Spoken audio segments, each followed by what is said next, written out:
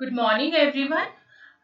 हम मैकेंडर के हार्टलैंड के थ्योरी के बारे में अपने पिछले लेक्चर में बात कर रहे थे और इसी टॉपिक पर हम आज आगे अपनी चर्चा को बढ़ाते हैं।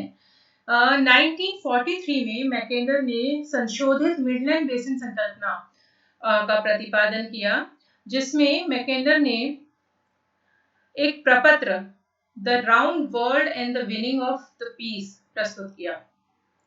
और हार्टलैंड जो है वो अभी भी पृथ्वी का सबसे अधिक सुदृढ़ प्राकृतिक क्षेत्र के रूप में विद्यमान था और इस समय हार्टलैंड की सीमाओं में मैकेंडर ने पुनः परिवर्तन किया और उन्होंने दो क्षेत्रों का इस समय सीमा निर्धारण किया, एक लीना क्षेत्र और दूसरा मध्य क्षेत्र बेसिन। लीना क्षेत्र जो है इसमें मैकेंडर ने बताया कि येनेसी नदी के पूर्व का भाग जो कि असमतल, पठारी, पर्वतीय, कोणधारी वनों का क्षेत्र है वो लीना क्षेत्र के नाम से पृथक कर दिया। और मध्य क्षेत्र बेसिन जो है इसमें मैकेंडर ने उत्तरी अमेरिका, पूर्वी यूएस से पश्चिमी यूरोप को शामिल किया और पश्चिमी यूरोप और पूर्वी संयुक्त राज्य अमेरिका एक दूसरे के पूरक थे तथा दोनों उत्तरोत्तर एक ही समुदाय के दो संतुलित अंग बन गए थे। दोनों के बीच समुद्रों और वायुमार्गों के घने जाल से परस्पर संबंध उत्तरोत्तर अन्याश्रित होते गए और ये दोनों ही सहयोगी समुदाय के अभिन्न अंग थे। दोनों क्षेत्रों का एक संयुक्त आर्थिक, सामरिक, राजनीतिक शक्ति के रूप में स्थापित हुआ दोनों का संबंध। और जहां संसाधन बहुत अधिक थे, द्वितीय विश्व युद्ध के बाद विश्व राजनीति में उसकी स्थिति महत्वपूर्ण हो गई।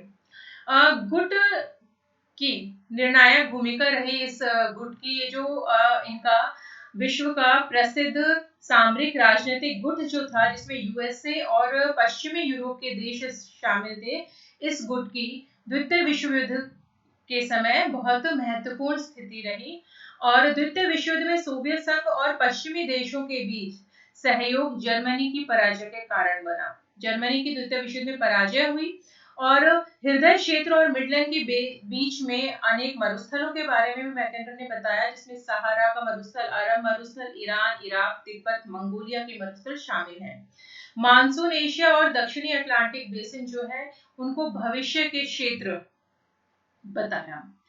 अब मैकेंडर जो है इनके सिद्धांत की आलोचनाएं भी की गई, जिनके बारे में हम अगर देखें तो प्रारंभ से ही मैकेंडर का जो हृदय क्षेत्र संकल्पना है वो बहुत अधिक विवाद का विषय रही और केवल सामुद्रिक शक्ति को ही सर्वोपरि मानकर हृदय क्षेत्र की अभेद्यता व्यक्त की।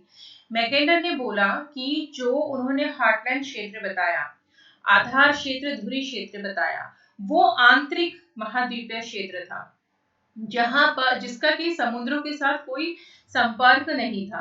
और मैकेंडर ने कहा कि इन क्षेत्रों पर समुद्री आक्रमण नहीं किया जा सकता, इसीलिए उन्होंने मैकेंडर को एक सुदृढ़ दुर्ग की तरह हार्टलैंड को एक सुदृढ़ दुर्ग की तरह परिभाषित किया और उन्होंने कहा कि ये क्षेत्र जो है ये विश्व में सबसे अधिक शक्तिशाली और सुरक्षित क्षेत्र है और जिसमें सिर्फ एक द्वार था जो कि पश्चिमी दिशा की ओर था, जहां की पूर्वी यूरोपीय देश जो है वो स्थित है और वहीं से इसमें प्रवेश करना संभव था। तो उन्होंने सिर्फ सामुद्रिक शक्ति को ही सर्वोपरि मानकर इसकी अभेद्यता व्यक्त करी। इस कारण से मैकेंडर के हार्टलैंड सिद्धांत की आलोचना की गई। वायु शक्ति के संदर्भ में हृदय क्षेत्र की दुर्बलता के कारण इसकी आलोचना। जिस समय मैकेंडर ने अपना सिद्धांत प्रस्तुत किया उस समय वायु शक्ति का विकास नहीं हुआ था, लेकिन जब वायु शक्ति का विकास हुआ तो मैकेंडर के हार्टलैंड के ऊपर आक्रमण करना बहुत ही मतलब आसान हो गया और इसकी अभेद्यता जो थी वो समाप्त हो गई। वर्तमान युग में दूर से मार करने वाले प्रक्षेपास्त्रों के कारण भी हार्टलैंड असुरक्षित है, ठीक वैसे ही जैसे वायु शक्ति की दृष्टि से जो हार्टलैंड है वो असुरक्षित है। पूर्व हृदय क्षेत्र में अधिकांश सोवियत संघ शामिल था। संयुक्त राज्य अमेरिका ने पूर्व सोवियत संघ के चारों ओर अपने केंद्र स्थापित कर लिए और सोवियत संघ का विघटन भी छोटे छोटे राज्यों में हो गया। मैकेंडर के हार्ट क्षेत्र जो है उसमें ज्यादातर सोवियत संघ के देश शामिल थे, लेकिन जब सोवियत संघ का विघटन हुआ तो इसकी जो हृदय क्षेत्र की शक्ति थी वो अपने आप ही कम हो गई, और दूसरा सोवियत संघ के चारों ओर यूएसए ने अपने मतलब सैनिक अड्डे या राज्यों में अपने मतलब संपर्क स्थापित कर लिए थे। तो उस वजह से इसकी भेद्यता जो थी वो संभव हो गई थी, अभेद्यता जो थी वो कम हो गई थी, और इसको भेदना आसान हो गया था।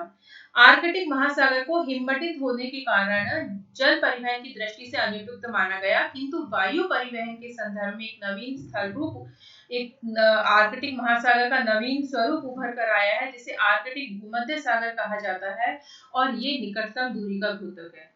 ठीक है, तो जहां आर्कटिक महासागर के रास्ते से मैकेंडर का कहना था कि ये तो बर्फ से जमा हुआ महाद्वीप है, यहाँ से हृदय क्षेत्र पर आक्रमण किया जाना संभव नहीं है, वो भी वायु शक्ति के आरंभ होने से आर्कटिक महासागर का एक जो नवीन स्वरूप उभर कर आया आर्कटिक भूमध्य सागर का, जो कि न्यूनतम दूरी का परिचायक है, इसकी वजह से हार्टलैंड की जो सुरक्षा थी वो खतरे में पड़ गई और ये असुरक्षित हो गया। अतः वायु शक्ति के उदय के साथ ही ये जो क्षेत्र है हृदय क्षेत्र, ये अमेरिकी देशों से निकटता होने के कारण खतरा अधिक हो गया, और सीमावर्ती क्षेत्र में चीन जो है वो एक शक्तिशाली देश के रूप में उभर कर आया।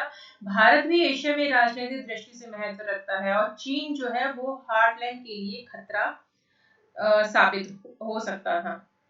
मैकेंडर के विचार मार्केटर प्रक्षेप मानचित्र पर आधारित थे, जिसमें कि क्षेत्रीय विशालता का भ्रांति मूलक आभास प्रचार में आ गया था। लेकिन फिर भी ये तो विभिन्न आलोचनाएं की भूगोलवेताओं ने, इसके बावजूद मैकेंडर का जो हार्टलैंड थ्योरी है ये अपना एक महत्व रखता है।